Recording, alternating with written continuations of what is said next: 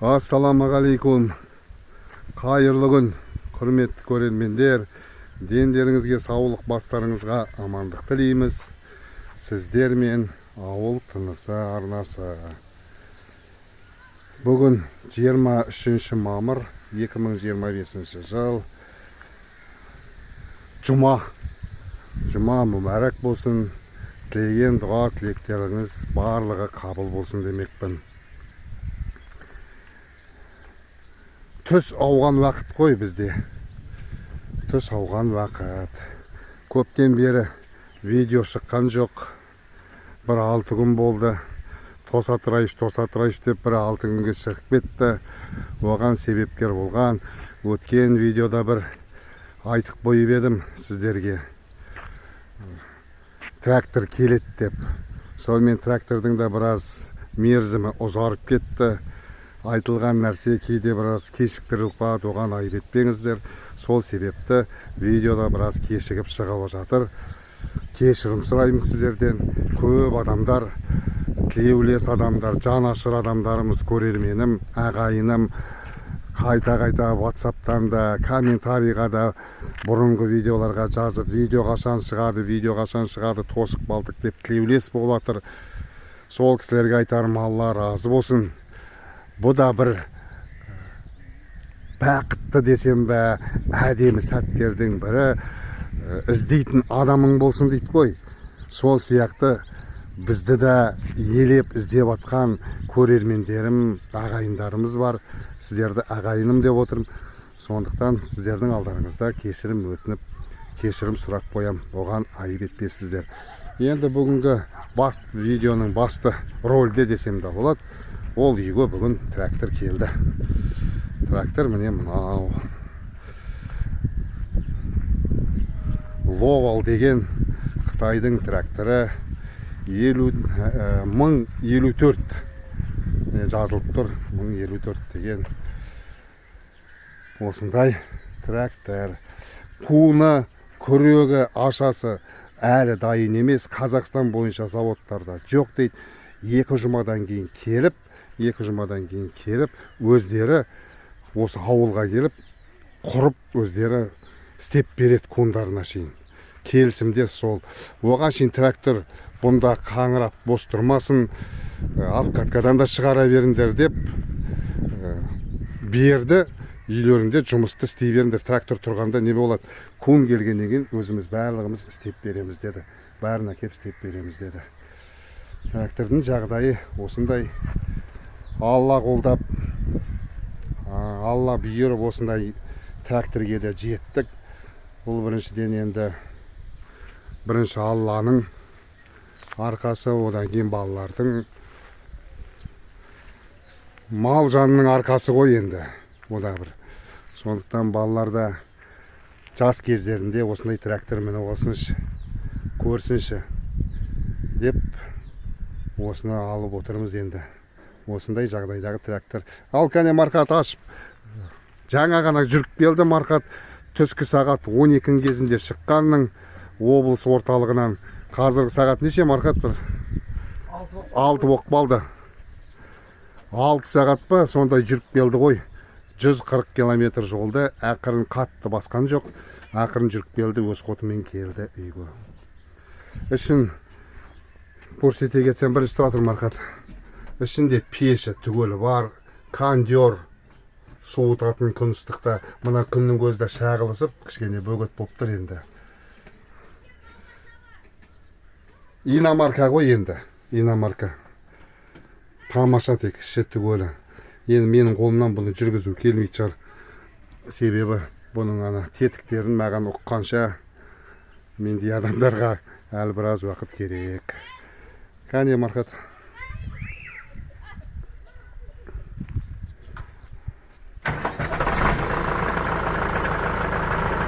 Дауысы осындай міне.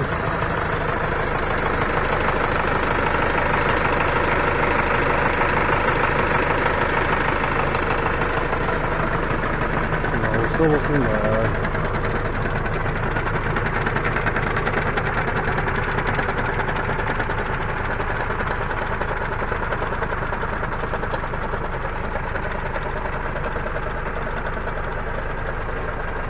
Енді жақсы көрінеді, енді мұндайды міне көрмеген біз сияқты адамдарға қандай екенін бұған бір айтуда қиын. Енді өзіміз ойымызша тамаша трактор деп ойлаймыз.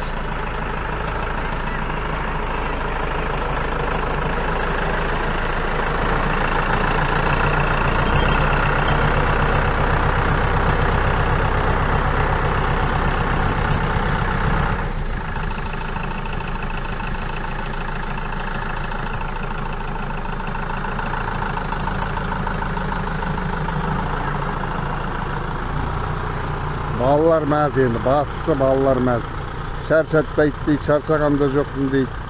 Комфортшы дейді, күшті деп отыр ғой, мақтап отыр. Енді өзім жүріп көрмегеннен кейін енді оны айту қиын. Санатта не осындай нәрсе.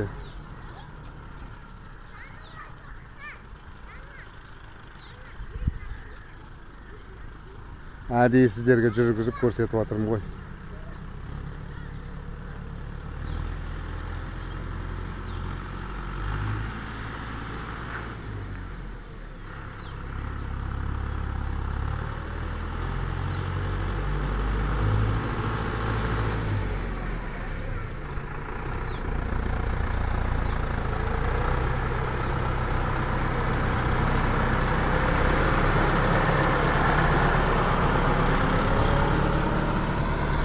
Осы міне трактордың жағдайы.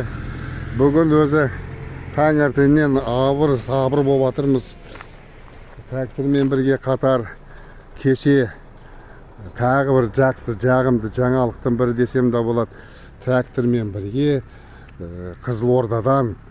Қызылорда облысы Шиелі ауданынан өзімнің тіркелушім, көрерменім біздің ауылға келді. Ауылды көрейш, сатылатын үйді көрейін, құжаттарын әкеп, көш-қонға барып танысайын, жергілікті халықтың тұрмыс күйін көріп кетейін деп келгеннің бәрін көрсеттім. Бүгін аралатып әкімшілікке де апардым, бос тұрған үйлерге апардым. Сол үйлердің ішінен өзіне көңіліне жаққан бір үйді ұнатты. Сол үйді мен келісті, алатын болып қол алыстық десек та болады. Құжаттарын реттеп әкелген екен. Соны бүгін ауданға, Шарбақты ауданына барып келдім. Өзім бірге бардым. Құжаттап түгелін бәрін тапсырып көрсетіп келдік. Құжаттары түгел дұрыс болды. Сонымен біздің ауылға тағы бір отбасы Қызылордадан келіп жатыр. Осындай бір қуанышты жағдай. Одан кейінгі айта кететін бір жағдай, мынау қарама-қарсы үй ғой, енді алдымыздағы өздеріңіз білесіздер, жайлау деп айтам. Мынау картоп еккен жер. Мына жерге біраз баклажан, қызанақ, ашты бұрыш па, болгарский бұрыш. Соны еккенбіздің. Әділхан бауырым келіп, осындай тамшылатып суарумен өзіне істегендей бұл жерге де бізге істеп берді. Осындай жағдай қып, қолмен суарып жүрмеңіздер деп. Осындай бір кішігірім бөшке қойып қойдық.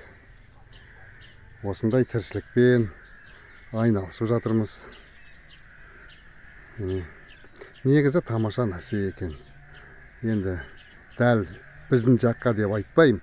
Біздің үйге дәл осы кеш келіп атқан нәрсе негізі бұрыннан да құрып алуға болады екен. Біз ондайды елемейді екенбіз. Ой, дәнді сала салдық, әйтеуір шығып атыр, суарамыз деп жүре береді екенбіз. Негізі осындай бір нәрселерді істеп тастаған өте тамаша екен. Кәдімгідей адамға бір жеңілдіктері бар екен. Енді одан кейінгі жағдай, мынау картопты өздеріңіз білесіздер, сабанмен жаптым ғой биыл. Былтыр шөппен жауып едік. Бір қателік істеген сияқтымын енді. Картопты мына сабанмен жауғаным өте қате болған екен. Оған себеп көріп тұрған шығарсыздар, жасыл болып шөп бә, дәннің масағы ма әйтеуір шығып жатыр. Салом деген сабан деген нәрсе оның ішінде дәнді дақылы қалып қояды екен, масағы қалып қояды. Сол масақтан осындай көгеріп шығады екен. Сондықтан негізі дұрысы шөпкен жапқан абзал екен. Комментарияда да бір бауырым жазып еді, сабанмен жапқаныңыз дұрыс болмады деп. Сол бауырымның айтқаны дөп келді ғой, дөп келді.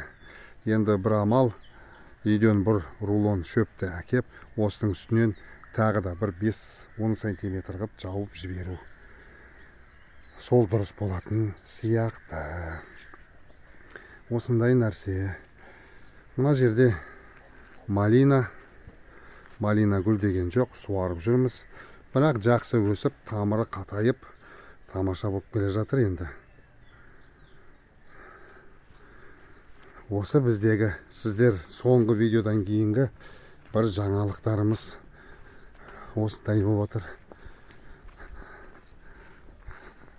Кеше қонақ күтумен болдық. Павлодар қаласына таксимен келді, Астанаға, Астанадан Павлодарға таксимен. Одан кейін балалар облыс орталығында болғандықтан үйде көлік болмай, Зейт бауырым, Зейтінім барып, Талғат бауырымызды, Шиеліден келіп отқан қонақ бауырымызды келіп тосып алды, сол үйге алып келді. Осындай жағдай. Енді 1,5-2 айдың көлемінде, Алла бұйырса, Алла қолдаса, 1,5-2 айдың көлемінде көшіп келеді ғой енді осы жаққа. Осы балалар қызықтап трактордың айналасында жүрміз енді. Ар жағында Талғат бауырым отыр, жаңа Әділхан болды. Біраз адамдар кеп құтты болсын айтып жатыр, түгел келіп. Шай ішуге кіргенмін, олар сол кезде мен шайға кірмей видео түсіріп алайын, балаларға сендер отырыңдар деп. Сонымен видео түсіріп жатқан түрім ғой. Енді бір айта кететін жағдай. Жаңа Марқат тоқташ деп, бағасын қаншаға түскенін бағасын айтайын деп, сосын Марқат қағаз алып шығып, анығын айтып берейін деп. Трактор дәл осы қалпында куыны жоқ іштемесі кезінде 17 миллионға шықты. 17 миллион тағы бір демесі бар. 850 мың ба. Одан кейін куыны 4 миллион бір деме. Бұлайша айтқанда 21 миллион бір демесі бар. 21 миллион бір демесі. Енді одан кейін үкіметтің көмегі бар. Лизинг деп айталады. Сол лизингті қуалап аламыз. Сонымен бір 5 миллиондай кішірет, бір 15-16 миллионға куынымен, күрегімен, ашасымен түгелі трактордың бағасы сондай болып шығады. Ал әзірше лизинг жоқ кезінде 21 миллион. Енді Алла бұйырса, олда лизингті қуалап аламыз. 5 миллион деген де бұл далада жатқан ақша емес. Үкіметтің көмегін, сонымен трактор бір 15-16 миллионға түседі деп жоспарлап отырмыз. Түседі, жоспарлап емес, нақты солай болады. Сол, енді алдағы күндерде соның құжаттарын реттеуге Марқат айналысады қой тракторда. Сондай жағдай. Енді осы жаққа бара жатырмын. Мына жаққа баратқан себебім өткен видеолардың бірінде де айтып едім. Шаққарым сұңқардан құлақ қалды. Сұңқар айғырлық құрып жүр деп.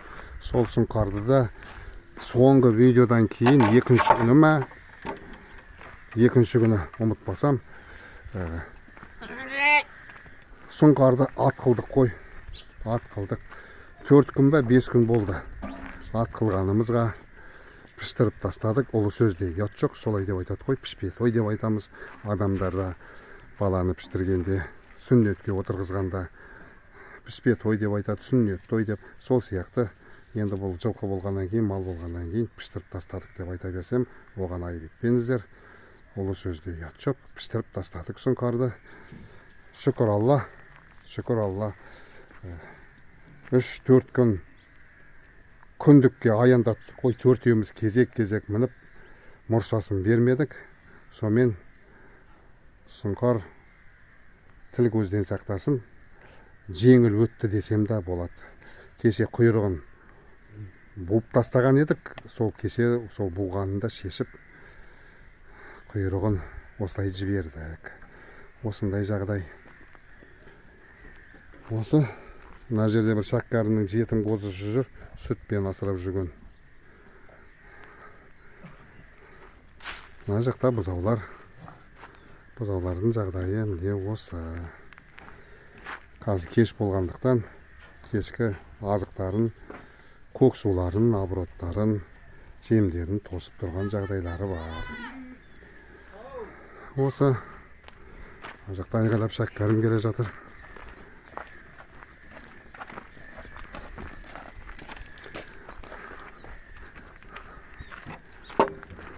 Адамның көзі жылтыраққа түседі деп, алыстан да трактордың жылтырағы алыстан көз тартады. Алыстан көз тартады. Көзімді, қолымды қайта-қайта со жаққа түсіре береді. Бұл да бір мақтаншақтың белгісі ғой деймін. Қалай ойлайсыздар? Мына жаққа келетін болсақ, мына жақта қошқарлар тұр.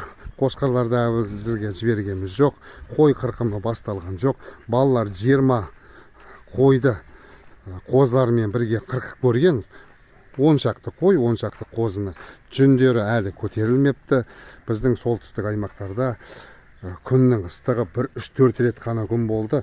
Қалған күндері жел болғандықтан қойдың жүні көтерілмепті. Сондықтан қырқымды келесі бүгін де жақсы ыстық болды, кеше де мүмкін тағы бір 2-3 күн ыстық болса, біраз көтеріліп қалады деген ойдамыз. Келер аптада да қойлардың қырқымын бастайтында шығармыз. Бұл жердегі қошқарлар сыйлықты байқап тұрған шығарсыздар. Сыйлық кәдімгідей Еділбайды қу жеткен сияқты. Мына жерде күннің көзіне шағылысып, жөндеп түспей тұрып. Мына жаққа шығармыз. Мынау Еділбай, құйрығы тамаша. Сыйлық енді Еділбайдың жүнін қырқып тастағаннан кейін жұқалтың болып қалған сияқты, бір тоқты қошқарлар сияқты. Сыйлық сол Еділбайды қуып жеткен. Міне осындай. Бұларды да келер апта, Алла бұйырса, келер апта қойлардың ішіне барып қосамыз. Себебі енді бұларды күтіп тұруға жағдай емес, уақыт жоқ. Басқа жұмыстарымыз бар. Бірге жіберетін болып шештік. Есікті жауып алайын.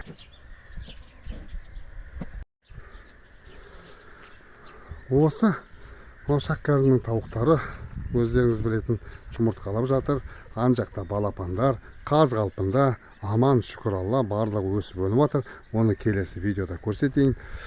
Енді көп сөйлемейін, осымен аяқтайын. Осы трактормен бастап едім. Мен трактормен осы көшеге шығып бара жатырмын. Көшеге шығып бара жатқан бұл видеоның аяқталу бір себебі ғой. Осындай видео кісілерім бар, сол кісілерге барайын, ұят болады. Бар болыңыздар, аман болыңыздар. Ендеріңізге саулық, бастарыңызға амандық тілейміз. Тағы да видео кешіктіргеніме тағы кешірім сұраймын. Айып етпеңіздер, ренжімеңіздер. Сау саламат болыңыздар. Есен, сау болыңыздар.